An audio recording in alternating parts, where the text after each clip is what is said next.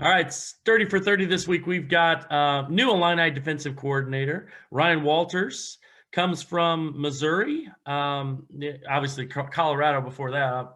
Played at Colorado, but he's defensive coordinator in Missouri, comes to Illinois. That makes a lot of Illinois fans excited. I just want you to know that they were able to pull a guy from Missouri. Because there's a little Right, bit of rivalry there, right? Is right, there? right. How's the move going so far? It's been awesome. It's kind of been a whirlwind, just trying to hit the ground running. As soon as I was offered and accepted the job, the next day I got in the car and drove out, and it kind of been here ever since. There's obviously a lot of work to do when you're starting something from scratch and being on the front end of a job, and it's also been really fun. This is my first time being able to do that, and I couldn't ask for a better leader and a better head coach than Coach Bielema, and his expertise. I mean, he is an expert at his craft, and it's very apparent right from the get go. And so it's fun. I'm learning also, which is hugely important for me and my growth as a coach in this profession. And we have hired a really, really good staff. High football IQ, a lot of experience, but even more importantly, high character guys that are family people and really value the relationship aspect of what it means to be a coach in college football. Yeah, I think when I'm looking at the fan responses on Twitter to all these staff announcements, and people are just a little bit stunned at the staff that you've been able to accumulate. I mean, just guys with so much experience at the college level, success. I mean, just connections, recruiting, whatever, you name it. I mean, you've just really put together kind of a home run staff. How's that? I mean, you guys seem to be meshing well, and how are things going in that regard? Oh, it's awesome. I mean, I think it's a testament to Coach Bielema and the amount of respect that he garners throughout the coaching world. You look at the guys that have been under his tutelage and the success that they've had throughout their careers. I think that's why it's attractive to come and be a part of his staff, especially as he is starting something new. I can't wait for what that looks like down the road and all the possibilities and potential that I think the University of Illinois has under his leadership. And I'm blessed and humbled that he was interested in me being his defensive coordinator. Just like I said, this is a tight knit community in terms of the coaching world, and so like I said, the amount of respect that he has from especially all the defensive guys is huge. And so when I got that phone call, man, I had to jump at the opportunity. You know what I mean? Yeah. Am I interested? I was like, damn right, I'm interested. Like, when can I come out for an interview? And then he's so easy to get along with and so easy you just feel like you've known him forever. And when you speak with him for 5 minutes, and the way he thinks about the game is a little bit different, and that's what was really attractive to me. And I'm sure it was attractive to everybody that's been hired on the staff. Had you seen the Smith Center? Like, I mean, and obviously it's brand new, state of the art kind of thing. Had you seen that before you accepted the job? No, I hadn't. I didn't know a lot about Illinois until we were getting ready to play Iowa for the bowl game. I started kind of diving into, trying to come up with a game plan to stop them. And then I obviously watched Iowa play Illinois. And the thing that I realized was, from a roster standpoint, there's not a lot of parity in between teams in the Big Ten. In terms of if you look at who finished at the top and sort of who finished at the bottom. From a roster standpoint, there's not a whole lot of difference. So that was intriguing to me. And then I looked at where Illinois was in terms of the geographic location and the proximity to 3 major cities that play good football. And then I was like, and Coach Bielema was from Illinois. Like, it was like a perfect sort of storm, and so yeah, like I said, when he called, I jumped at it, man, and I'm happy as heck I'm here. Is it so as you kind of gone through this, as you dive in, have you been able to take in any of the champagne like delicacies? You got some pappardelles yet? Anything like that? Anything good that's really stood out for you? Yeah, so the food options here, I'm like, man, this is I'm a foodie too, so this has been awesome. I'm staying downtown right now until actually my wife drove out with the kids, surprised me this weekend, and so we're gonna go house hunting here after I get off this call. But I've been able to sort of bounce around, and the Big Grove Tavern has been a pleasant surprise. I like that place a lot. I got the bone and ribeye the other night. Nando's, the Italian joint is, Yeah. I mean, that's good Italian food. You know what I mean? Yeah. There was this sandwich shop that we had for lunch the other day that was really good. I can't remember the name. We ate at what was the other one? There's another steakhouse, something Walker, Yeah. Hamilton Walkers. Hamilton Walker. We ate there for my birthday. That was good. Guido's has good sandwiches and Yep.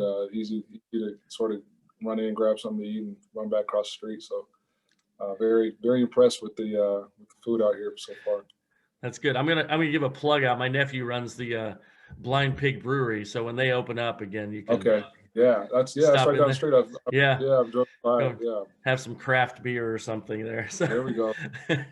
but no, as you've gone into this, probably I think one of the things that we've seen is you've done a great job of selling the guys on returning that you already had. We always talk about recruiting. Everybody thinks about it's more like high school, and we'll talk about transfers in a minute. But Yeah. you've been able to do a great job of keeping guys here that were here already. And how's that process been, and what's that been like?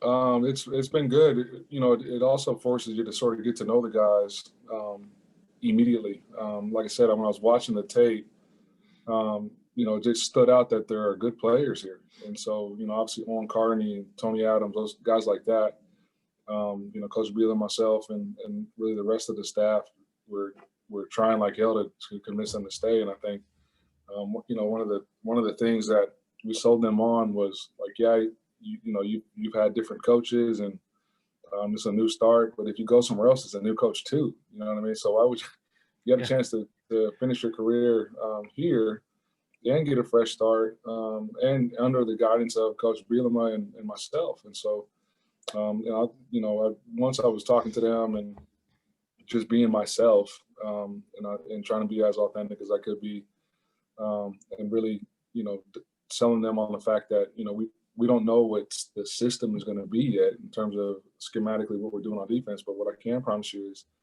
we're going to do whatever puts you in the best position to go make plays. Like I'm not going to, if our roster is better suited to be a 4-3 than a 3-4, then I'm not going to try to force you to be a 3-4. You know what I mean? I think you got to be multiple, but it's our job as coaches to put them in situations that they can excel in based on their strengths or their weaknesses. And so I think that was also attractive. And obviously Coach Bielema, I mean, the last 3 years he's been in the NFL, and 2 of them, with the GOAT and Bill Belichick, and won a Super Bowl. And like, why would you go anywhere else? Like, it doesn't make any sense. And so I think once they understood that and realized that, and then once one of them came back, then the others are like, man, yeah, why don't we do something special? This doesn't have to be like a rebuild. Let's just start right now and let's hit the ground running and not waste any time to try to do something special here. So now I want you to understand you're dealing with here a football novice. Like I'm not a football expert. Basketball is my thing. I love football, but so when I ask these questions, don't think I'm, don't think I bet. But can you play like, if you've got like do you change like a 3-4-4-3 depending on whether they're running like 12 personnel or something like that? I mean, can you be flexible in that, or is it just absolutely? So Absolutely you can be. I think today's offenses are too good just to sort of sit and be stagnant in one look, all game. So depending on game plan, it could be hey, when they're in 12 personnel, we want to be in this shell defensively pre-snap, or 10 personnel, we want to be in this shell, or you can change it up, in between series or downs. It's just kind of like I said, it depends on what your roster is, what they're good at, what they can handle. and also what the offense is presenting to you. You know, you want to take away what they want to do and what they're good at. And so, you know, if the team is seeing a 4-3 shell all year and all week in practice, then maybe you want to switch it up, you know, when you go play them. So those are all things that we'll come up with as a defensive staff once we're all here. I think, you know, Coach Kane gets here on Sunday. So I'm trying to grab him Sunday night and start getting to work. So.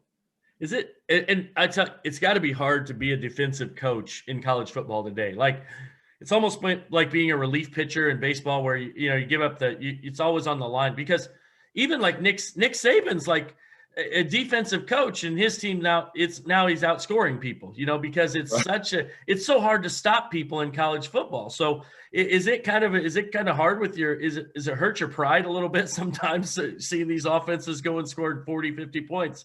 I feel when I see those scores, I feel bad for whoever's playing. Funny story, Bob Stoops, when I was at Oklahoma, he said if he died and had a chance to come back, he'd come back as an offensive coach. And I'm like, Bob, you won national championships, great defensive mind. Why would you do that? And he's like, well, shoot, on offense, if you're having a bad day, you just give up and punt the ball. On defense, they're scoring points. So I'm like, yes, that's a good point. But it is challenging, especially with, the sort of the evolution of the quarterback and all the RPOs and, the rules that are sort of catered toward bringing excitement. And excitement for the fan is like high power and scoring points. And, that's not excitement to the defensive guys. But you just get creative. And I think that's one of the reasons why you got to be multiple, to slow them down, to change up who their reads are on the RPO games, to be aggressive, to force the issue, not let the offense sort of dictate the tempo or dictate what you call defensively. You got to be on attack mode and have your eyes in the right spot and play aggressive football. And I guess it's one of those things I always talk about, it's kind of when I coach, it's like a next play. You have a next play mentality. You got to worry about the next play. Is that one of the hardest things maybe when you see like they go down the field in 3 plays and they score a touchdown, and then you got to tell your guys, it's okay. We're going to get, we'll make an adjustment. We'll fix this. Is that one of the hardest things maybe to teach these kids coming through? Yeah. I mean, you definitely have to have a lot of poise. I don't think you can tell them it's okay, because it's not okay, but you can tell them that, let's fix this so it doesn't happen again. And so that is a challenge of football in today's world.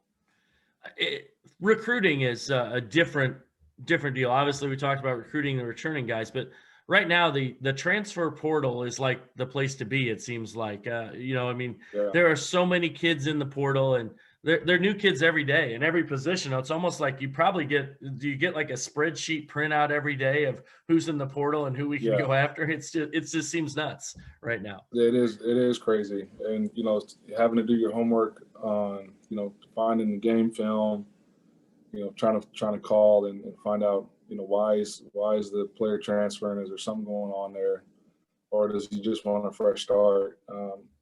But, it does give you a chance to grab a player that's a plug and play guy. You get sometimes you get a guy with experience that has been in the college system, that knows the rigors of playing college football, and are physically ready and mature.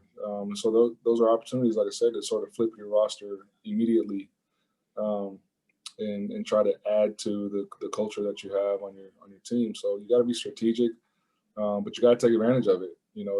People can complain all they want to about the problems that it causes, but the reality is it's legal to do it, and everybody's doing it, so you need to take advantage of it. And so I think Coach Bill has done a good job of identifying and going after some guys that are in the portal. And I think the one thing I will say that the difference, your staff, it seems like, and Coach Bielema and yourself, you guys have come in like you're trying to make a change immediately. Like you want to win now. I feel like previous staff, kind of let some of the older guys go, and they're going to build from the youth and all these things. You guys are like, win now mode. Like we want to try and be as competitive as we can next fall. And obviously that doesn't mean you're going to be Alabama or Clemson next year, but at the same time, you feel like you can go to a bowl game. What's the expectation for next year? I don't know what the expectation is yet. I know all we're going to try to do is try to get better every day. And I mean, you play to, you play to win the game. You know what I mean? I think all of us are too competitive to just sort of chalk it up to, we're going to take our lumps and we'll get better, and we'll see where this thing goes. You just put your head down, you take it one day at a time, and you grind. And then, when you get to game day, you go out there and with the confidence that you put in the preparation, you put in the work, and then you let chips fall where they may, as long as you're giving your best effort and put your best foot forward. But I think we'll be happy at the end of the day. What that means in terms of wins, losses, and what that looks like at the end of the year, I'm not sure. You know what I mean? But I do know that we're gonna compete to win. Otherwise I wouldn't have came here. Now, was one of the selling points had to be to get rid of the mustard yellow colors in your closet, right? I mean, to get out of Missouri, was that part of the sell, just to get rid of that color in the closet? I mean, if you look at my closet now, there's nothing that's black and yellow. So yeah, it's gone. But I enjoyed my time in Columbia. Obviously, I've spent 6 years there, and we had a nice little community going. And it's that 6 years at one spot is rare in today's game. So I count my blessings, but I'm excited about the new chapter and the new opportunity and getting to know Champaign. You say your family, you're going house hunting later, and you've got two kids there, and the young boys, right? How old are they? Yeah. 6 and 4. They'll be 7 and 5 here in the next month. So there's been a whole lot of jumping from bed to bed in the hotel, and a lot of mom playing referee, and I'm trying to make sure nobody breaks a bone while we're in here. So. Yeah, that's tough. That's a fun age. It's also a very trying age. They'll keep you on your toes. No doubt. They're good kids. Yeah, so you get all moved in, and then you're going to be. I mean, when do you guys start? Are you getting ready to start workouts with these guys coming up? What's your? Yeah, Monday is their first workout day. They've gone through testing this past week. I obviously had to quarantine when everybody got back. But our strength coach Tank, man, he's phenomenal. I've been really impressed with just everything, his detail, his delivery. I'm excited to see what he does, over the course of the next 8 weeks before we get to spring ball. I'm very, very optimistic, and I can't wait to see the product. Now, it's been a different, recruiting wise, you're a relationship guy. I mean, I talked to Gabe DeArmond from, Power Mizzou. He said you're, great relationship guy. Has it been difficult to maybe build the same relationships in recruiting when you can't get out on the road for almost a year now, and you can't, it's calls like this, it's FaceTimes and Zooms and things is how you're building it. How much harder is that than what you're used to?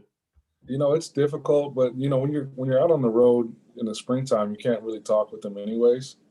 So I think the eval part of recruiting is a lot harder. The relationship aspect actually it has forced you to communicate more. Through Zoom, through FaceTime. So you still get a chance to build a rapport.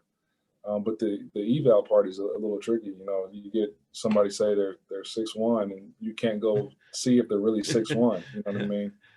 You just kind of have to trust the info you're getting, and try to eyeball from film. And so that part of it has been the most difficult. And then selling them on what the place is, what it's like, and trying to do virtual visits and showing them the facilities and all that. It's just it's difficult, but it is what it is right now. So as you kind of look at high school, state of Illinois, you recruited a little bit some kids from Illinois previously, when you were at Missouri. What is your kind of? I know Coach said he's going to put up a roadblock at the edge of the state, but how, when you're talking to in-state coaches, what is your kind of, sell right now, and what do you want them to know about what you want to do at Illinois?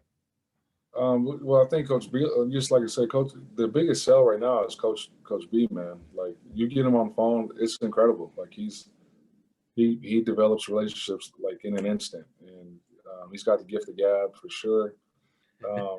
And he's just very quick-witted and very knowledgeable and very personable. So I think people in the state are excited. And, I think wherever you are, when you are the state school, like it says Illinois across your chest, like you've got to take care of the state first. I think that's apparent in college football. So that is what he's put his emphasis on. The first group of 22 class that we watched, it's all Illinois kids. That's the first offers that went out from him were all Illinois kids. And he's done it the right way. Getting on the phone with the high school coach, getting on the phone with the parents, and then getting on the phone with the kid. And so I'm excited, man, and the whole state should be too. Yeah, it seems like, though, I would say this, it seems like he has a definitive plan for how he wants to run his program. And there's not really any, and obviously you're going to be flexible in schemes and things like that, but I mean, he has a plan, and he's driven to be successful, and he's been successful in the Big Ten, obviously, before. So as you kind of make this transition, you've bounced around a lot. I mean, you've been in Missouri for a long time, but you had done, kind of working up the ladder, I guess, when you're young and you have to make those moves. Yeah. How hard is that to kind of, as a family guy, how hard is that to get your family and kind of move all around? Well, it was easy at first because it was just my wife and I, So she, after every year, she's like, okay, new journey, you know what I mean? And then the first time we moved, when I had my first son, it was actually, he was born in Denton. I was at North Texas. And then 2 days later, I got the Memphis job. So we backed up, and 2 weeks later, we're in Memphis. And then the next year, moved to Missouri. And so, he doesn't remember those moves. And then we had my youngest, in Columbia. So this will be the first time that they move since they can remember. And so like the initial conversation for them was tough. You know what I mean? Like they've got friends and, their own comfortable settings. But now they're excited. I mean, they're in here right now, sporting some Illini gear, and, they can't wait to go out and try to find a house, and are excited to move to Illinois for sure. Yeah, no, it's great. I mean, it's kind of a new adventure for them. They get for all of us, right? For everybody, right? When you make that move. Yeah. Is it so? As you have you had a chance really? I mean, I know you've watched film. How much film have you watched on your current returning defensive guys? And have you been able to catch up with like all of them that are returning? Or yeah. How's that going? So the whole staff, the whole defense staff, has watched every defensive player on the roster. And kind of done like a quick synopsis or analysis of who they are as athletes and what we think that they can bring to the table. And I've been impressed. I really have. And I almost don't want to speak it out loud of the optimism. But I'm excited, man. I really am. I'm excited to get to work and excited to see what these guys can do on the field. So so as you go back, I mean, you've obviously been under, different coaches and things. What has been like, if you had to like one philosophy for coaching defense? You gave me the Stoops, story, but is there something that you kind of, keep with you all the time as you're going through this, like one philosophy or one idea as you're kind of going through this process?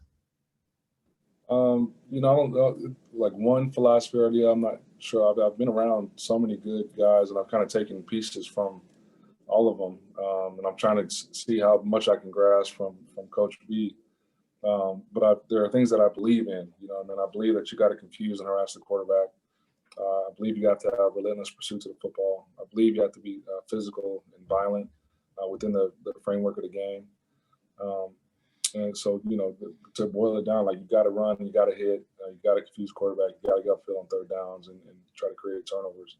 Now, how you do that from a schematic standpoint, I think is different almost every year, depending on what your roster is. So that's where you kind of got to be flexible and be creative and innovative as a coach. But those key elements, those core philosophies, I think can stay true no matter where you are or who is on your defense. Well, I will tell you, as an Illinois football fan, a lot of the Illinois football fans will tell you they would be excited to see like different, the different schemes and the different fronts and looks, and they want to see kind of that, you know, confusion to the quarterback, because it seems like it's been pretty easy the last couple of years, and so they're excited about that. So not maybe not quite giving up as many yards so easily. So we'll try. I promise we'll try. Well, hey, I appreciate your time, Ryan. Thanks for coming on with me. Enjoy house hunting. You know, it's exciting. Hopefully you find a good one right away, because it does drag on after a while, you know. I know it. So, all right, I appreciate it, man. Hey, good luck. Really excited to see what you guys are able to put together on both sides of the ball, and especially the defensive side. And hopefully you won't have to, you know, you won't have to shake your head and give up 40 anymore. You know, we'll have some exciting, throw a shutout here and there, right? I appreciate you, Brad. We'll do our best, man. I promise. All right, thanks, man.